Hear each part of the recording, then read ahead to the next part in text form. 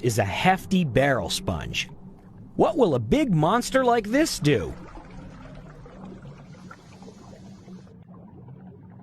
It takes a few seconds for the dye to work its way through the sponge.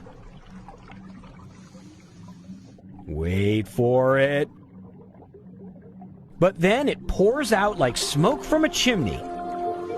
That's pretty good pumping from those tiny little collar cells.